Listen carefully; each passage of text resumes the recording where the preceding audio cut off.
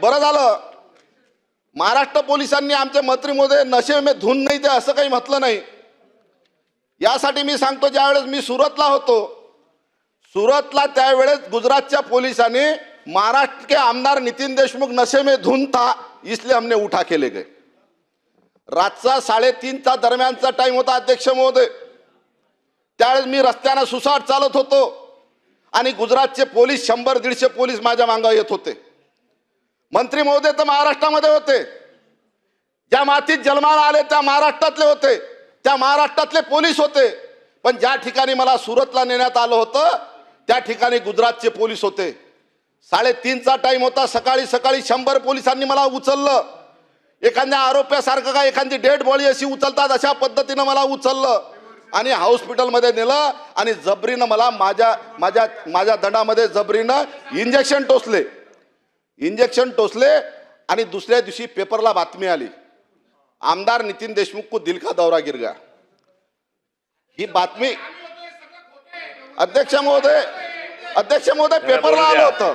अध्यक्ष महोदय सारा महाराष्ट्राने बघितलं। अध्यक्ष महोदय संपूर्ण महाराष्ट्राने बघितलं, आमदार नितीन देशमुख को दिल का दौरा आ गया। अध्यक्ष महोदय मला संरक्षण द्या।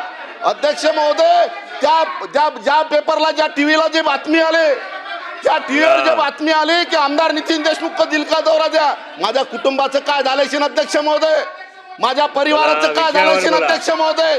अशा पद्धतीने टीव्हीवर बातमी येत असताना अध्यक्ष महोदय त्या महाराष्ट्रात कशा पद्धतीने आमच्या रडण्यात आला सुरतमध्ये। अध्यक्ष महोदय मला संरक्षण द्या। अध्यक्ष महोदय मला संरक्षण द्या। अध्यक्ष महोदय मला संरक्षण द्या। एक मिनिट अध्यक्ष शंभूराजे सन्मान्य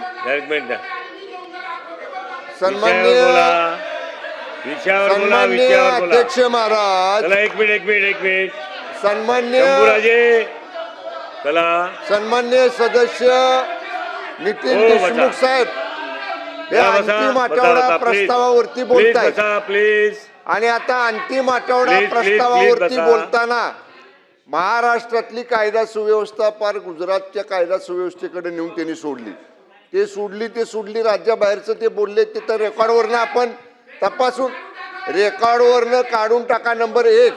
आणि परत ते काय म्हणतायत त्यांनी माझा पण उल्लेख केला, ते सुद्धा मी त्याला सांगेन की आपण विषयाशी संबंधित बोलताना संबंधित सदस्याचं नाव घेताना आधी नोटीस दिलं पाहिजे। ही काय प्रश्न उत्तरं चाललेली नाहीत, हा प्रस्ताव आहे।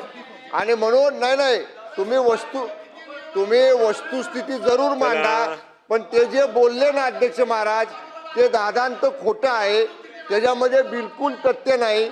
त्यामुळं रेकॉर्डवरनं आपण हे सगळं काढून टाकावं आणि आता त्याला थांबवा बोलण्यापासून।